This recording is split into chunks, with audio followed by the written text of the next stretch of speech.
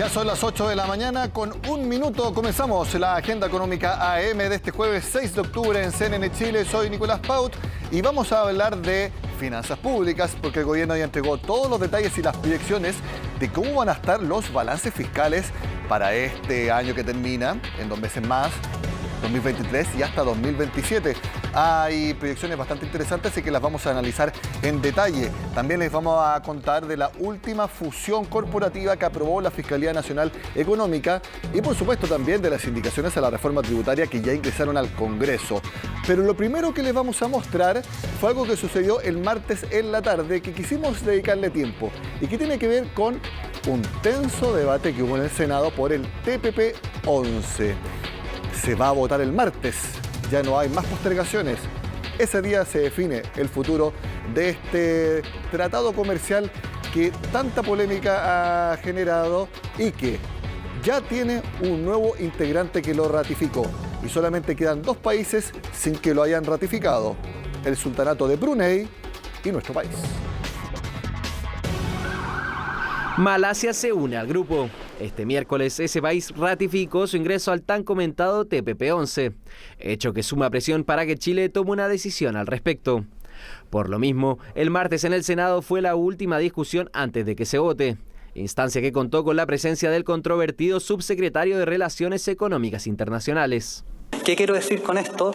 Es que dado que tenemos toda esta cantidad de acuerdos y los beneficios estrictamente arancelarios son menores, el comercio que nosotros hemos tenido tampoco ha tenido gran impacto en lo relativo a sacar el acuerdo adelante. Bueno, Canadá se excluyó de este tipo de mecanismos. Hillary Clinton, Joseph Biden han establecido críticas en la misma línea. Entonces lo que nosotros hemos planteado como gobierno es por qué no ser parte también de esa discusión internacional que hoy día se está dando. Polémico debate que estuvo marcado con intervenciones de todo tipo. Yo creo que tenemos un desastre en muchas materias. Y acá, perdóname que se lo diga con estas palabras, estamos preocupados de puras huevadas en este Congreso. Conforme al artículo 23, número 6, voy a pedir que se borren las declaraciones antiparlamentarias proferidas por el senador Bianchi. Creo que si hay algo que desmerece a este Parlamento son cuando alguien para tratar de obtener cámara usa garabatos y además asesorna sobre lo que legislamos acá. Respecto a la argumentación de fondo del tratado, uno de los principales puntos fueron los beneficios arancelarios y de trabajo colectivo en caso de ratificarlo. Con esos 10 países, Chile hoy día tiene tratados de libre comercio. El arancel efectivo promedio que tenemos con estos 10 países es de un 0,93%, o sea, menos del 1% de aranceles en promedio se están cobrando cuando vienen productos de esos países. Estoy convencido que este tratado multilateral contiene en su gran parte de su contenido acuerdos que ya tenemos con los otros 10 países.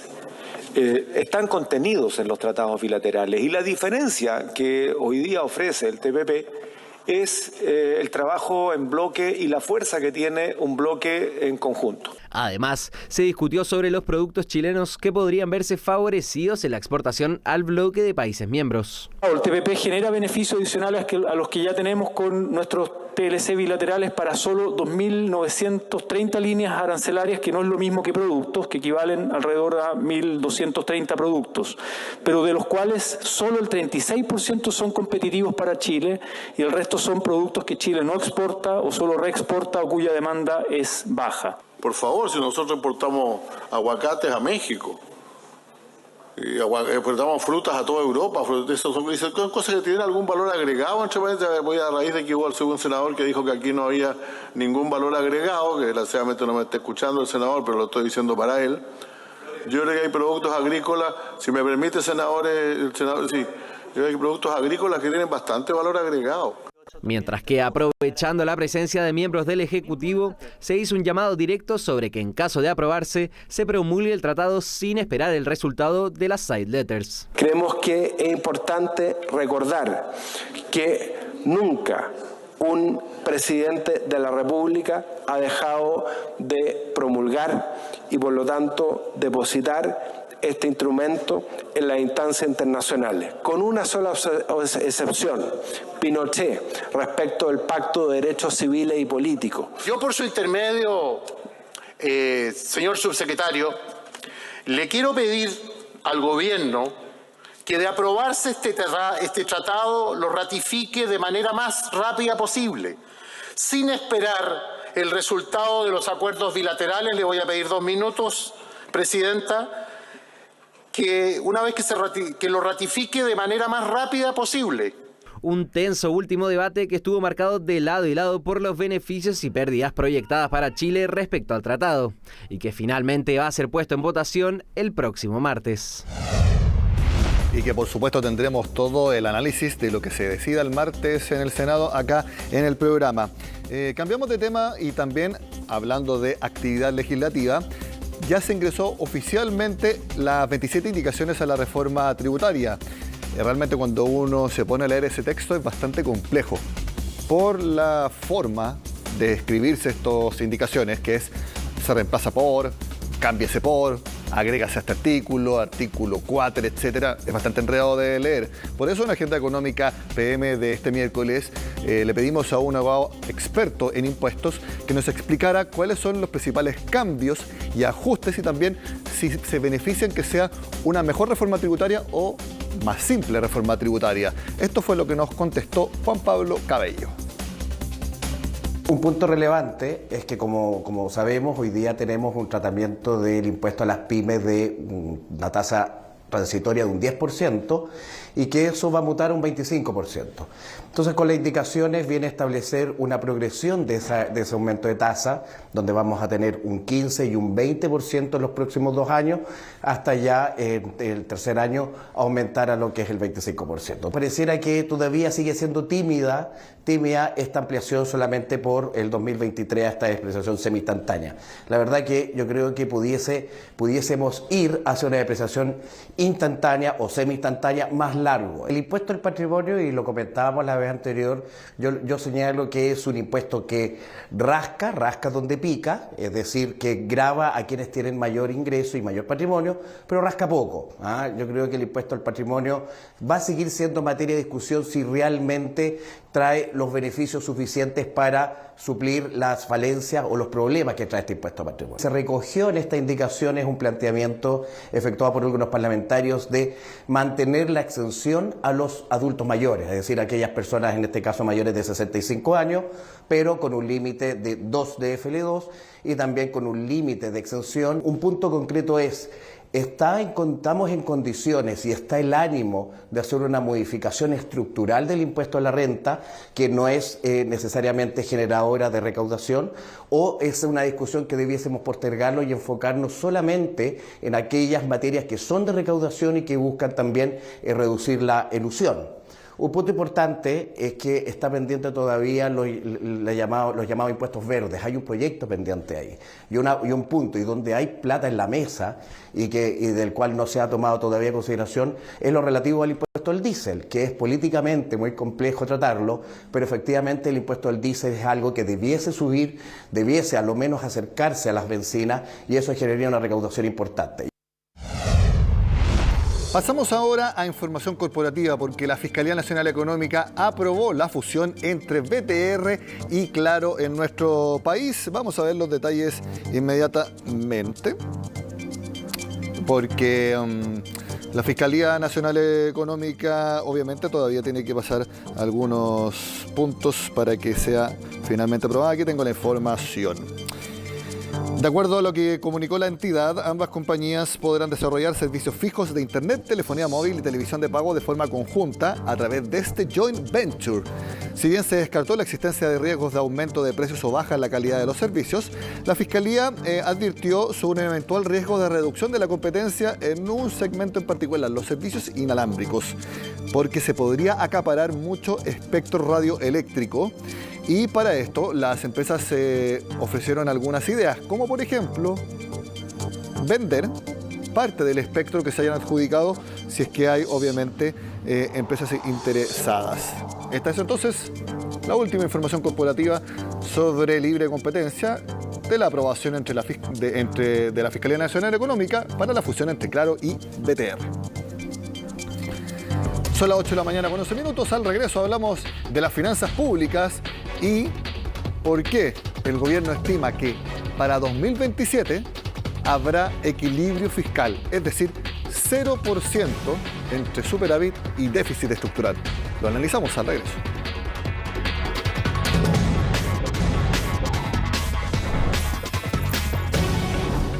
Este año, por primera vez en 15 temporadas, va a bajar la deuda pública en nuestro país. Pero solamente será una excepción, porque posteriormente la deuda pública va a seguir subiendo. Es parte de lo que se informó en el informe de finanzas públicas, valga la redundancia, que comunicó el gobierno este miércoles. Belén Vázquez tiene el resumen. Mejores proyecciones para el cierre de 2022, algunos ajustes para el próximo año y detalles del presupuesto. Esos fueron los ejes principales del informe de finanzas públicas del tercer trimestre, presentado ante la mirada atenta de los legisladores. En macroeconomía, las estimaciones prevén que 2022 cierre con un crecimiento de 2,2%, una inflación acumulada de 11,7% y el precio del cobre por debajo de $4 la libra. Algo muy relevante es que habrá superávit de 1,9% en términos efectivos y de 0,6% a nivel estructural, y además por primera vez en 15 años Chile verá una reducción de la deuda pública. Esto no es una proyección, no tiene que ver con supuestos de crecimiento futuro, sino que tienen que ver con los datos que podemos estimar de aquí a fin de año, dado el presupuesto que tenemos, la ejecución que llevamos. ¿Cuál es el nivel de deuda óptima, más que simplemente cuál es el nivel de deuda prudente? Para 2023 el escenario es distinto. La actividad caerá 0,5%, asociado principalmente al menor crecimiento del PIB minero. La inflación debería cerrar en torno a 6,3%, casi la mitad de este año, y el precio del cobre seguirá cayendo a $3,6 la libra. Eso sí, vuelven los déficits fiscales. A nivel efectivo sería de 2,7% y estructural de 2,1%. La proyección de deuda bruta, en tanto, es que llegue a 38,7% del PIB. Además de la estabilización que se produce, esa estabilización es observable en los distintos escenarios alternativos que hoy día manejamos. El informe también dio cuenta de algunos lineamientos para el presupuesto, cuyo foco está puesto en reactivación económica, seguridad y protección social. Por lo mismo, las asignaciones de recursos responden a los objetivos que busca relevar el Ejecutivo. Economía tendrá un 15% más de presupuesto que el año pasado para poder fomentar la productividad.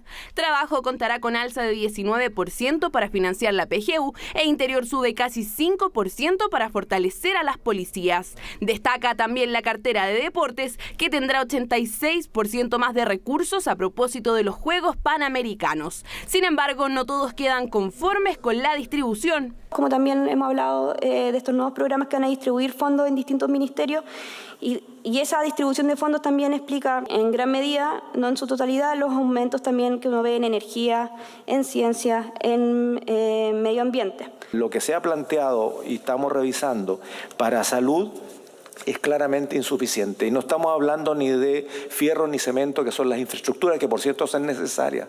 Y a raíz de la preocupación parlamentaria por la baja ejecución en algunos ministerios, la DIPRES y Hacienda dieron su diagnóstico. En infraestructura pública no se está cumpliendo del todo por el alza en el costo de materiales, falta de liquidez y abandono de obras, entre otras razones. Para solucionarlo, este y el próximo año se implementarán medidas como el aumento del 20% en el costo para adjudicación, reevaluación de algunos proyectos y, en caso de ser necesario, el término anticipado de algunos. A septiembre ya vamos a lograr igualar los porcentajes de ejecución de años anteriores y, por supuesto, después tenemos que tratar de superarlo. Adicional a la reducción de glosas, la mitad de los programas con objeciones técnicas verán una rebaja en sus recursos o derechamente no se les asignará. Una persona que siempre revisa con lupa las proyecciones fiscales es el coordinador macroeconómico de CLAPES UC, Germán González, que está al contacto de Agenda Económica. Germán, ¿cómo estás? Muy buenos días. Hola, Nicolás, muy buenos días. En términos generales, ¿concuerdas con las proyecciones del gobierno y también cómo analizas el escenario fiscal para el país en el corto plazo? Bueno, primero, si partimos por este año, yo creo que, es necesario destacar que el manejo que se hizo de los recursos fiscales durante el 2022. Me refiero específicamente a que el gobierno recibió ingresos excepcionales de una magnitud bien significativa y no los gastó, ¿verdad? Y ese es el resultado que estamos viendo, en que por primera vez en muchos años vamos a tener superávit fiscal efectivo y estructural. Yo creo que eso es bien destacable, porque revela un manejo responsable de las finanzas públicas. O sea que el hecho de que la deuda pública como porcentaje del PIB, tal como comentaban ustedes, no aumente este año, ¿verdad? Y que tengamos superávit fiscal, habla muy bien de la gestión que se tuvo este 2022 respecto de las finanzas públicas. Bueno, hacia adelante, obviamente, las proyecciones tienen incertidumbre, como es habitual. Digamos, las proyecciones de crecimiento y por lo tanto las de ingreso dependen, ¿verdad?, de cómo evoluciona la actividad económica interna y externa, el precio del cobre, entre otras variables, y eso hace que, digamos, sea mucho más incierto mirar hacia adelante. Ahora, respecto del presupuesto 2023, que es la cifra que tenemos, digamos, más a la mano, el crecimiento del gasto de 4,2%, digamos, lo que hace es que viene a normalizar el crecimiento del gasto después de varios años de fluctuaciones muy significativas. Recordemos que este año el gasto está cayendo del orden de 25% en términos reales, que el año anterior creció más de 30% en términos reales, así que estábamos en una situación bien excepcional, y el próximo año entonces lo que viene a ocurrir es que el gasto crece a un ritmo similar, por ejemplo, al que creció entre 2016 y 2019, en que crecía en torno a 4%. Entonces estamos desde ese punto de vista normalizando la política fiscal, y por lo tanto a mí me parecen números bastante prudentes los que se presentan, no exento de riesgos, por cierto. El año próximo es un año de recesión y ahí podemos tener presiones fiscales adicionales. Germán, quiero que analicemos la trayectoria que tendría para los próximos años elementos claves, y son 3: déficit efectivo y estructural, además de la deuda pública. Y aquí quiero detallar cuáles son las proyecciones para el déficit efectivo, que es lo que concretamente en un año gasta y recibe como ingresos un gobierno, y se produce este balance. Por ejemplo, se espera que para el próximo año, en vez de superávit efectivo, haya un déficit de 2,7%. Para 2024 sería de 2,2%. Para 2025, 1,2%. Y para 2026, 0,2% de déficit efectivo. Y la novedad es que en 2027 volveríamos a tener, ahí sí, un superávit efectivo. ¿Qué te parece los cálculos de esa trayectoria de déficit efectivo? A ver, bueno, como decía hace un rato, esas proyecciones tienen importantes dosis de incertidumbre, ¿verdad? Son a plazos muy largos, sabemos cómo a veces nos cuesta mucho, ¿verdad?, a los analistas, al mercado y a las instituciones proyectar incluso el corto plazo, y por lo tanto, como números propiamente tal, digamos, son supuestos y hay que ver si se van cumpliendo. Yo lo que destaco de esa trayectoria de largo plazo es principalmente los objetivos de balance estructural que se establece el gobierno, y creo que es importante que esos objetivos se cumplan para que la deuda pública tenga una dinámica que es sostenible. El propio Ejecutivo ha definido que un nivel prudente de deuda es 45% del PIB, y lo que vemos en estas proyecciones que se presentan en el informe de finanzas públicas es que si se avanza a partir del año 2024, porque el 2023 vuelve a aumentar el déficit estructural, pero esto recalca la importancia de retomar la senda de convergencia fiscal a partir del año 2024, sí, para que la deuda pública tenga una dinámica que es sostenible, es decir, que se estabilice por debajo de 40% del PIB. Sí, cuando tú mencionas la incertidumbre, obviamente eso tiene más impacto en el déficit efectivo, porque eso es lo que puede pasar en un año, y ahí no sabemos cuáles son las contingencias año a año. Ahora, el balance estructural es algo que ustedes, los macroeconomistas, conocen muy bien, que es a gastos permanentes tener ingresos permanentes. Ahí quizás sea más fácil, ahí tú me puedes corregir, el cálculo, porque ahí son permanentes, no hay cambio eventualmente de un año a otro. ¿Y qué es lo que dice este balance estructural? Que el próximo año, después del superávit de 2022, tendríamos un déficit de 2,1%, 2024 déficit de 1,8%, 2025 1,1%, 2026 0,3%, y en 2027 se lograría el tan anhelado balance estructural, ingresos y gastos permanentes, de 0%. También es lo mismo, y de lo que te decía, ¿hay algo menos de incertidumbre cuando se hacen los cálculos estructurales respecto de los efectivos, Germán? Bueno, a ver, efectivamente, yo creo que la importancia del balance estructural es que es la guía de la política fiscal desde el año 2001 en Chile. Entonces, más bien es un objetivo, ¿verdad? Ahora, la definición de balance estructural depende de las proyecciones de variables efectivas y además, ¿cierto?, de los parámetros de largo plazo que define un comité de expertos tanto para el cobre como para el PIB. Eso efectivamente le da algo más de estabilidad a las cifras de ingresos estructurales, ¿verdad?, y de balance estructural, pero la verdad es que de todas maneras hay algo de volatilidad. Yo estaba mirando acá las cifras del informe de finanzas públicas y los ingresos estructurales este año están creciendo 16% en términos reales y el próximo año van a caer del orden de 8%, es decir, menos volatilidad que los ingresos efectivos, pero de todas maneras son bien volátiles. Y eso, una pequeña nota acá, tiene que ver con que en realidad los ingresos estructurales no son exactamente ingresos de largo plazo, sino que son ingresos ajustados por el ciclo económico. Es decir, cuando uno habla de ingresos estructurales, lo que hace es que está hablando de los ingresos totales efectivos y les descuenta el componente cíclico asociado al crecimiento del PIB y al precio del cobre. Pero este año, por ejemplo, 2022, tuvimos un aumento muy importante en ingresos efectivos y también en ingresos estructurales, dada la metodología de balance estructural que digamos, genera esa volatilidad. Y Germán, yo me imagino que de 2024 en adelante aquí estará incorporado una eventual aprobación de la reforma tributaria. Bueno, no necesariamente, porque, digamos, un criterio prudencial que guía las finanzas públicas es que los mayores ingresos no se incorporan a las proyecciones hasta que el proyecto sea aprobado. Entonces, esto no está incorporado, estas proyecciones de mayor recaudación por reforma tributaria no se incorporan en las proyecciones. Ahora, dicho sea de paso, digamos, las cifras macro de balance no debieran cambiar mucho una vez que se apruebe esta reforma tributaria, porque también se va a gastar este mayor ingreso. O sea, esta reforma tributaria está pensada para aumentar el gasto público de manera permanente. Entonces, una vez que se apruebe esta, lo que vamos a tener en las cifras fiscales es un mayor nivel de ingreso, pero también un mayor gasto, ¿verdad?, asociado a esos mayores ingresos. Y eso no está incorporado por un criterio prudencial en las proyecciones fiscales de este informe de finanzas públicas, sino que se va a incorporar una vez que el proyecto tributario se apruebe. Germán, mi última pregunta, y tú ya la empezaste a analizar. La deuda pública. 2022 caería a 36%, es parte de lo que veíamos en la nota de Belén Vázquez. Subiría en 2023 a 38,7%, en 2024 a 40,3%, en 2025 41% respecto al PIB. Y ya en 2026 empezaría a bajar 40,9% y en 2027 38,9%. Y este es el último análisis. ¿Cómo ves también esta trayectoria de la deuda, que es muy importante para las clasificaciones de riesgo de nuestro país?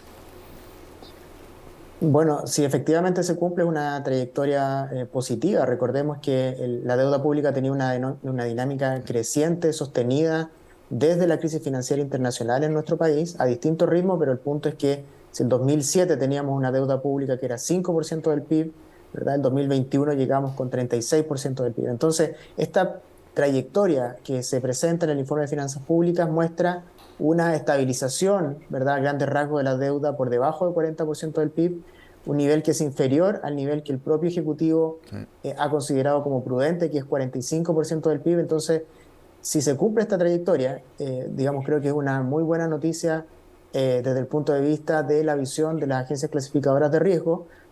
Ciertamente tenemos presiones fiscales de distinto tipo, pero creo que esto resalta la importancia de avanzar en la consolidación fiscal. Creo que un punto bien importante es que si logramos mantener esta dinámica de la deuda, los pagos de intereses, por ejemplo, que tiene que hacer el país, se mantienen acotados, y eso creo que es muy favorable. O sea, creo que hoy día es un objetivo el que se presenta en el informe de finanzas públicas, y sería ideal, sería muy importante que se cumpla este objetivo en materia, primero, de cumplimiento de las metas de balance estructural, porque, como dije, ese es el ancla de la política fiscal, y segundo, ¿verdad?, en materia de endeudamiento público, porque esta trayectoria sería muy positiva si es que se termina cumpliendo después de este periodo de gobierno. Germán González, muchas gracias por tu análisis en Agenda Económica M. Que tengas un buen jueves. Muchas gracias por la invitación. Que esté muy bien. Buenos días. Terminamos la Agenda Económica AM de esta jornada. Sean con nosotros acá en CNN Chile. Ya viene Fresia Soltov.